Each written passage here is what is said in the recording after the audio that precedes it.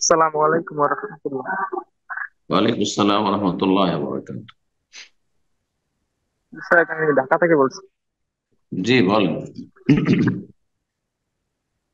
যে আমি নবম মুসলিম তো।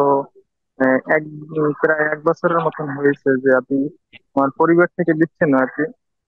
পরিবার যৌথ পরিবার, তো পরিবারের অন্যান্য সদস্য প্লাস সামাজিক চাপের কারণে আর কি বিচ্ছিন্ন হইতে হয়েছে। তো এখন তারা এই ইসলাম গ্রহণ মুহূর্তে করেন? মানে তারা ইসলাম গ্রহণ না, করেন? না কেউই না। আহ, আপনার স্ত্রী আছে না উল্টো শুধু মা আমার উপর বোনেরা চাপ আছে? বাবা মা আছে না স্ত্রীও আছে?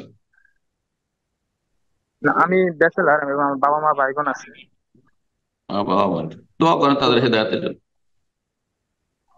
এই জন্যই জি। আর কি যে তাদের আসলে আমার আমার পিতামাতা এখন আমার প্রতি আর কি সহানুভূতিশীল আছে। এখন তাদের জন্য আসলে আমার কর্তব্য কতটুকু ইসলামের ক্ষেত্রে। আর তাদের জন্য যে কোরআনে বর্ণিত সূরা বনী ইসরাইলের দোয়া, তারপর ইব্রাহিম আলাইহিস সালাম যে দোয়াগুলো করেছিলেন, এগুলো কি আসলে তাদের জন্য করা যাবে কিনা। আমি এক সালাফি প্রতিষ্ঠানের শিক্ষককে জিজ্ঞাসা করছিলাম, উনি বলছে করা যাবে না। করা যাবে না যে যে না করা রব্বির, যাবে বলছে? করা যাবে না? হ্যাঁ হ্যাঁ, হ্যাঁ বলছে করা যাবে না, হ্যাঁ। করা যাবে বলেছে না যাবে না বলেছে? যাবে না বলছে, যাবে না। শোনেন, যদি বেঁচে থাকেন তাহলে হেদায়েতের দোয়া করতে তো কোনো অসুবিধা নেই, কারণ হেদায়েতের সুযোগ এখন আছে। মারা যাওয়ার পরে তার হেদায়েতের দোয়া করে লাভ নেই।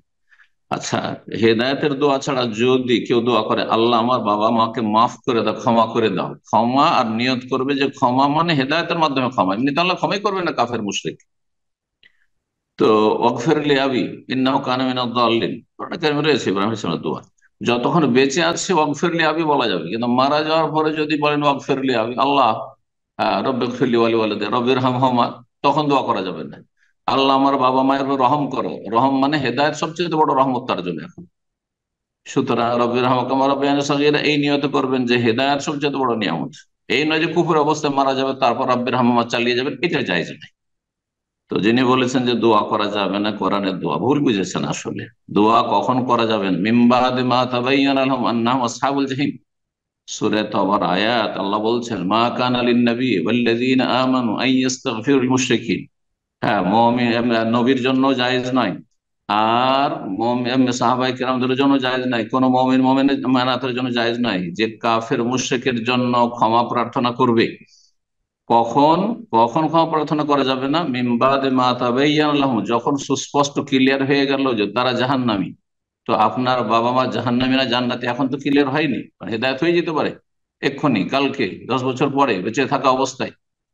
সুতরাং কখন সুস্পষ্ট হয়? মানুষ মারা গেলে। এই জন্য মারা যাওয়ার পরে ক্ষমা চাওয়া যাবে না, রহমতের দোয়া করা যাবে না, মার্সি বলা যাবে না, আর আত্মার মাগফিরাতে করছি, আত্মার শান্তি চাইছি, এসব বলা যাবে না।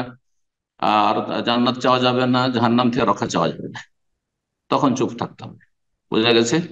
সুতরাং যিনি বলেছেন যে দোয়া করা যাবে না, ভুল বলেছেন। এইভাবে বলা ঠিক হয়নি। তবে জি জি। হেদায়েতের দোয়া, হেদায়েতের ভাষায় দোয়া করেন বেশি ভালো।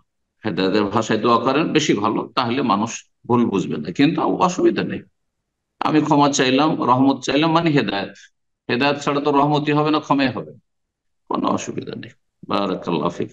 দোয়া করে রবের কাছে আল্লাহ হেদায়েত দান করুন। নবী সাল্লাল্লাহু আলাইহি ওয়াসাল্লামের কাছে আসছেন আবু তুফাইল দৌসি, ইসলাম গ্রহণ করেছেন 10 বংশের, আবু হুরায়রার বংশের।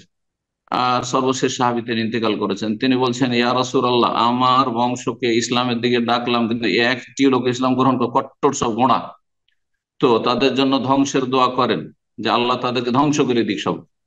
নবী সাল্লাল্লাহু রহমতুল্লিল বলেন আল্লাহুম্মা হাদি দাওসান ওয়া আতিবিহিম, আল্লাহ 10 বংশকে হেদায়েত করে এবং তাদেরকে হিজরত করে এখানে নিয়ে আস। কয়েকদিনের মধ্যে তারা এসে হাজির, সব চলে এসেছে রাসূলুল্লাহর কাছে হেদায়েত।